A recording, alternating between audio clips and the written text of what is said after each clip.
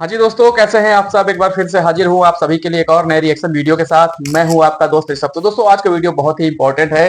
Channel है दोस्तों RJ रौनक भाई का और टाइटल है दोस्तों कि बांग्लादेश भी करने लगा है भारत के खिलाफ साजिश। तो चलिए दोस्तों देखते हैं कि भाई रौनक भाई क्या बता रहे हैं इस वीडियो में। दोस्तों आपने गिरे हुए इंसान तो बहुत देखे होंगे, लेकिन क्या कभी एक गिरा हुआ मुल्क देखा है? नहीं देखा? तो let me introduce you to Bangladesh. मतलब जिस मुल्क को हमने बनाया, जिस मुल्क के करोड़ों बांग्लादेशी मुसलमानों को हमने सालों पहले पाकिस्तानी फौज के जुल्म से बचाया, आज उसी के रिटायर्ड आर्मी मेजर जनरल बोल रहे हैं कि अगर भारत पाकिस्तान पर हमला करता है तो बांग्लादेश को भी भारत के नॉर्थ ईस्ट स्टेट्स पर हमला करके उसे बांग्लादेश में मिला लेना चाहिए। मतलब आज भारत और पाकिस्तान के बीच वॉर के हालात हैं और इन बांग्लादेशियों को ये लग रहा है कि ये सिचुएशन है भारत को तोड़ने के लिए अच्छा मौका है। क्या इससे ज्यादा गिरी हुई कोई और सोच हो सकती है? बताइए आप। और ये बात किसी आलतू फालतू आदमी ने नहीं की है, ये बात की है बांग्लादेश के retired major general ALM Fazlur Rahman ने। इस बंदे ने बाकायदा फेसबुक पर पोस्ट लिखकर कहा है कि अगर भारत पाकिस्तान पर हमला करता है तो बांग्लादेश को भी भारत के साथ नॉर्थ ईस्ट स्टेट पर हमला करके उसे अपने कब्जे में ले लेना चाहिए और हमें इस बारे में चीन से बात करके एक जॉइंट एक्शन भी लेना चाहिए। एक तो पहले ये समझ में नहीं आ रहा मेरे को कि इस बात पर हंसना है या अपना सिर पीटना है। पहले तो मैं इस फजलुर रहमान से पूछना चाहूंगा कि तुमने हिंदुस्तान को समझा क्या है? हमारी आर्मी को तो भूल जाओ, अगर 1.5 अरब हिंदुस्तानियों ने बांग्लादेश की तरफ मुंह करके जोर से डकार भी मार दिया ना तो उसी के धमाके से खत्म। मतलब अपनी सलवार के नाड़े खरीदने के तुम्हारे पास पैसे नहीं है और तुम हमला करने की सोच रहे हो भी भारत पे। कहना नहीं चाहिए और मैं कहता भी नहीं हूं, लेकिन अब सुनो, अपनी आधी आवाम को तो तुमने हिंदुस्तान में रिक्शा चलाने के लिए छोड़ रखा है। तुम्हारी औरतें यहां नाम बदलकर हिंदुस्तानियों के घर में बर्तन साफ करती हैं और तुम भारत को तोड़ने की धमकी दे रहे हो। फिर से कह दूं, कोई काम छोटा नहीं होता हमारी नजर में, हम हर आदमी की इज्जत करते हैं, लेकिन ये बांग्लादेशी हिंदुस्तान को तोड़ने की धमकी अगर दे रहे हैं तो तुम्हारे औकात तुम्हें बताएंगे भी ना भैया। और तुम्हारी औकात ये है कि आज भी 2 करोड़ से ज्यादा बांग्लादेशी घुसपैठिए बनकर भारत में घुसे हुए हैं। अभी अभी तुम्हारे 6000 कंगालों को कंगलों को हमने सूरत और अहमदाबाद में पकड़ा है, बुलडोजर चलाकर इन डेंगू मच्छरों की झुग्गियां तबाह की है। एक एक को कान पकड़कर अभी तुम्हारे डस्टबिन जैसे देश में भेजने भी वाले हैं, तो दे देना उन्हें वहां पर काम। अरे बाप रे, ये तो धोती खोल रहा है। मतलब सच में यार, कोई कौम इतनी गिरी कैसे हो सकती है? किसको नहीं पता कि 71 में जब मुक्ति वाहिनी अपने हक के लिए उस वक्त की ईस्ट पाकिस्तान में संघर्ष कर रही थी तो पाक फौजियों ने दुनिया के इतिहास का सबसे बड़ा कत्लेआम किया था, लाखों लोगों को मारा था, वहां की महिलाओं के साथ गलत काम किए थे। ये वो वक्त था जब भारतीय फौज ने वहां जाकर इन्हें पंजाबी पाकिस्तान फौज के जुल्म से बचाया। मगर बजाय इस बात के लिए हमारा एहसानमंद होने के, आज जब भारत पाकिस्तान के साथ एक कॉन्फ्लिक्ट में उलझा है तो तुम लोग इसे अपने लिए अपॉर्चुनिटी के तौर पर देख रहे हो। तुम्हें लगता है इस मौके का फायदा उठाकर तुम भारत को तोड़ दोगे? इतना कैसे गिर सकता है कोई भाई? बड़ा हरामी हो बेटा। वैसे इंडिया पाकिस्तान के वॉर सिचुएशन पर हमने पिछले दिनों कई पॉडकास्ट किए हैं, इन सब का लिंक डिस्क्रिप्शन में दिया है, पूरी फैमिली के साथ आप इसे देख सकते हैं, इसलिए जरूर देखिएगा। फिलहाल इस वीडियो में आगे बढ़ते हैं। जिन लोगों को लग रहा है कि इस फजलुर रहमान ने ऐसे ही स्टेटमेंट दे दिया, तो उनकी नॉलेज के लिए मैं बता दूं कि ऐसे ही नहीं बोल रहा है। आपको याद है 2001 में भारत और बांग्लादेश के बॉर्डर पर एक टेंशन हो गई थी। उस वक्त बांग्लादेशी फौज भारतीय एरिया में घुस आई थी, तब भारत के 16 जवान शहीद हुए थे। उस वक्त यही जहरीला आदमी बांग्लादेश राइफल्स का अध्यक्ष था और तब सारा कत्लेआम इसी ने करवाया था। और आज ये जो भी बकवास कर रहा है वो भी ऐसे ही नहीं कर रहा, ये मोहम्मद यूनुस के काफी क्लोज है, तो इसने जो बोला है वो बिना सोच समझ कर नहीं बोला है, इसे सब पता है इसने क्या बोला है। हो सकता है कि आप में से कुछ लोग ये सोचेंगे रौनक भाई एक जाहिल आदमी के स्टेटमेंट पर इतना क्यों रिएक्ट कर रहे हो? जाने दो, बिल्कुल जाने देते यार, लेकिन ये आदमी दरअसल वही बात बोल रहा है जो कुछ टाइम से बूढ़े मोहम्मद यूनुस भी बोल रहा है। आपको याद होगा जब इसी साल मार्च के महीने में मोहम्मद यूनुस चीन गया था, उसने क्या बकवास की थी? तब चीन जाकर इन्होंने बोला था कि भारत के नॉर्थ ईस्ट के 7 स्टेट्स तो लैंडलॉक्ड हैं, उनका समुद्र से कोई एक्सेस नहीं है, इसलिए हम चीन को इन्वाइट करते हैं कि वो इस एरिया में आए और उस पोर्ट को डेवलप करें। 7 states of India, eastern part of India, called Seven Sisters. They are landlocked country, landlocked region of India. They have no way to reach out to the ocean. We are the only guardian of the ocean for all this region. So this opens up a huge possibility. So this could be an extension of the Chinese economy. अब मोहम्मद यूनुस ने ऐसा क्यों कहा, इसके पीछे की एक पूरी कहानी भी है, उसे समझ लेते हैं। दरअसल बात यह है कि बांग्लादेश में जो चटगांव हिल्स वाला इलाका है, यहीं पर बांग्लादेश से समुद्र भी लगता है। अब ये पूरा एरिया भारत की सिक्योरिटी के लिए बहुत इंपॉर्टेंट है, इसे सिलीगुड़ी कॉरिडोर भी कहते हैं। बांग्लादेश जो बार बार चिकन नेक की बात करता है, उसका मतलब भी इससे है कि अगर बांग्लादेश ने उस एरिया पर कब्जा कर लिया तो भारत के नॉर्थ ईस्ट स्टेट्स भारत से कट भी सकते हैं। अब आगे की कहानी समझिए। बांग्लादेश को डर यह है कि भारत अपनी सिक्योरिटी के लिए इस चटगांव हिल्स पर कब्जा कर सकता है। इससे भारत के नॉर्थ ईस्ट स्टेट्स को भी सी का एक्सेस मिल जाएगा। आपको याद ही होगा जब मोदी जी इस साल अमेरिका गए थे और एक जर्नलिस्ट ने इस बारे में ट्रंप से सवाल पूछा तो ट्रंप ने बोला कि बांग्लादेश वाला मैटर मेरे दोस्त मोदी संभाल लेंगे। समझ रहे हो? समझ रहे हो आप? अब इसी बात से मोहम्मद यूनुस घबराया हुआ है। आपको याद होगा कि यही यूनुस ट्रंप को लेकर कई बार उल्टे सीधे स्टेटमेंट भी दे चुका था। जब ट्रंप जीते तो बांग्लादेश में कई लोगों को हिरासत में भी ले लिया गया था जो ट्रंप की जीत को सेलिब्रेट कर रहे थे। मोहम्मद यूनुस को यह लग रहा है कि अमेरिका ने इंडिया को हरी झंडी दे रखी है कि वो चटगांव हिल्स वाले एरिया को अपने कब्जे में ले ले ताकि बांग्लादेश और चीन वहां से किसी भी तरह से इंडिया को या यूएस के जो हित हैं उसे नुकसान न पहुंचा पाए। बस इसी बात से मोहम्मद यूनुस और फिजुल रहमान जैसे लोग डरे हुए हैं। और तो और अमेरिका ने बांग्लादेश जाने वाले अपने सभी नागरिकों के लिए लेवल 4 की एक एडवाइजरी जारी करके कहा है कि वो लोग भूलकर भी चटगांव हिल्स वाले एरिया में न जाएं।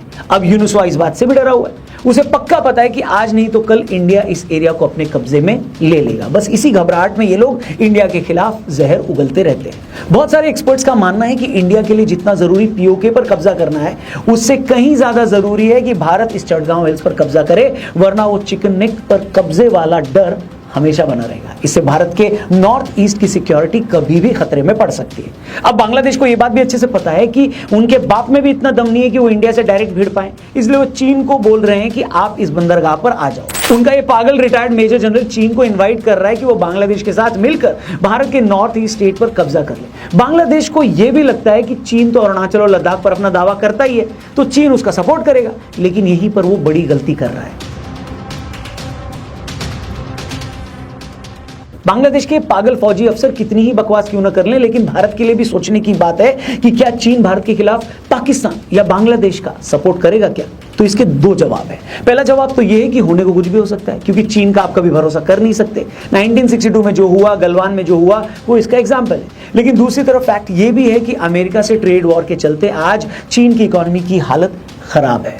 चाइनीज कंपनियों के सामने भी बड़ा खतरा है कि अगर यूएस मार्केट बंद हो गया तो वो अपना माल कहां बेचेंगे। हम ये भी जानते हैं कि इंडिया और चीन के बीच 117 अरब डॉलर के आसपास का ट्रेड होता है, इसलिए इस बात के चांसेस कम हैं कि ऐसे टाइम जब चीन ऑलरेडी अमेरिका के साथ एक ट्रेड वॉर में है, वो ऐसा कुछ करेगा कि इंडिया से भी उसके ट्रेड रिलेशन खराब हो जाए, इसलिए नहीं करेगा।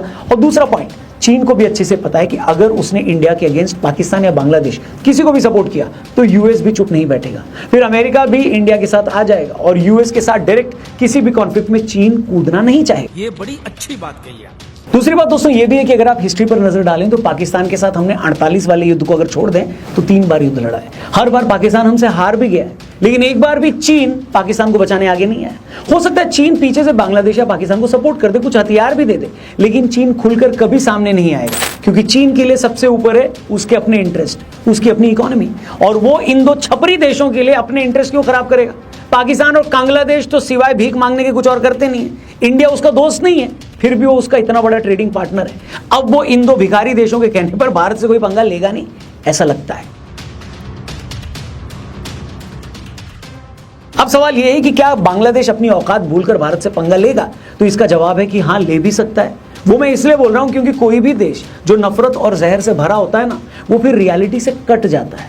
आपके सामने पाकिस्तान उसका प्राइम एग्जाम्पल है। पाकिस्तान को अच्छे से पता है कि भारत की मिलिट्री के सामने उसकी कोई औकात नहीं, फिर भी वो पिछले 78 सालों में हमसे 4 बार लड़ चुका है। अब सवाल ये है कि जब औकात नहीं थी तो वो लड़ता क्यों था? मतलब जब अंदर नहीं था कूदा तो भारत में काहे लड़ने के लिए कूदा?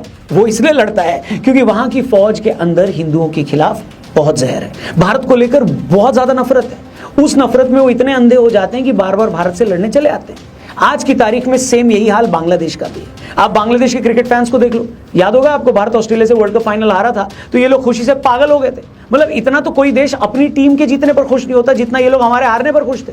दूसरा एग्जाम्पल देखो, जब शेख हसीना का तख्ता पलट हुआ तो आपने देखा कि वहां के कट्टरपंथियों ने हिंदुओं पर कितने हमले किए।